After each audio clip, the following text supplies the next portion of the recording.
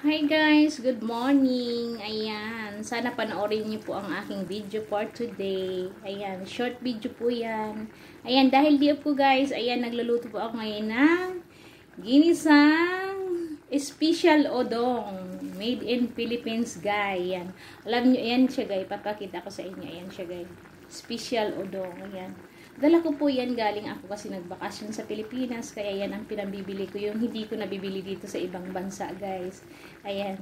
Ayan. Ang sarap niyan, guys. Alam nyo, guys, paborito ko yan ng maliit pa lang ako. Hanggang ngayon tumanda na ako, char. Oo nga, guys. Totoo talaga yan. Ayan siya, guys. Ayan, malapit na po siyang maluto siya, guys. Ang sarap niyan, paborito ko po talaga siya. Ayan, isi-share ko lang po siya. Ayan, shout out sa mga probinsyano. Alam ko, guys, paborito din niyo yan. Special odong, kilalang kilala niyo yan. Ulam yan ng mga mahihirap, char, mahihirap talaga. Ayan, thanks for watching, guys.